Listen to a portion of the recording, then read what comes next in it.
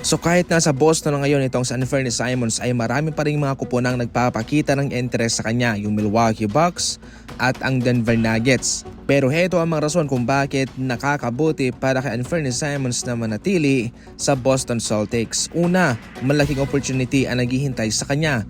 Wala na si Jrue Holiday.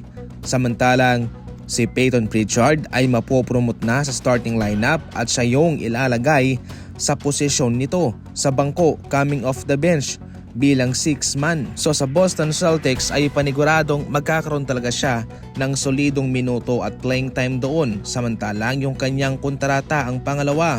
Ngayon expiring contract itong si Simons. Ito na yung kanyang huling season bago siya maging unrestricted free agent sa next season. Sa Boston Celtics dahil nga mataas ang kanyang playing time, ito ho'y magbibigay pa sa kanya ng mas mahabang panahon para patunayan ang kanyang sarili para siya'y ma-offeran muli ng kontrata. Pangatlo, fit na fit naman siya sa Boston Celtics dahil nga high volume 3-point shooter itong Boston Celtics.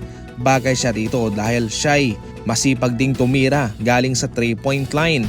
Wala pa si Jason Tatum kaya panigurado talagang mabibigyan siya ng exposure. Malaking sugal kung pupunta man sa Milwaukee Bucks itong si Simons. Si Damian Lillard nga hindi nakaligtas trade kaagad kaya kung siya man ay pupunta roon hindi rin po magtatagal ang kanyang paglalaro at siguradong papalitan din siya. Sa Boston Celtics, solido ang kanyang papel kaya as of now, Boston Celtics ang mas tamang team para sa kanya.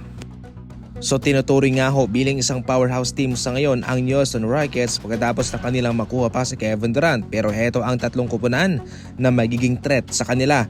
Ang OKC Thunder ang defending champion. Siyempre sa kanilang mga players na sina Shai Gilgeous-Alexander, Chet Holmgren at mga magagaling na mga defender.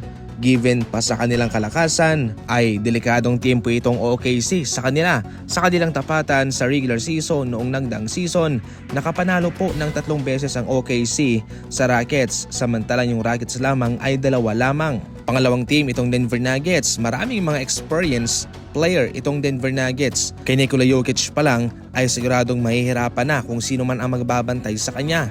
Samantalang pangatlo itong Golden State Warriors. Kahit na wala pang napapiramang mga free agent ang Golden State Warriors at yung ilan sa kanilang mga core player ay may edad na, hindi pa maitatanggi na itong Golden State Warriors ay kabilang sa mga dark horse na team sa liga.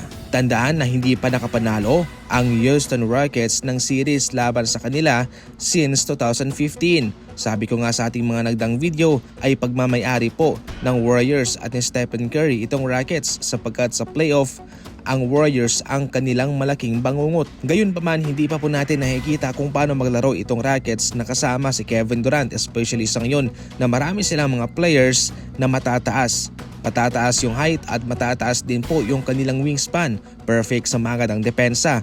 Kaya paniguradong ito ho'y magiging interesting na laban, especially sa kanilang conference na masyadong stock.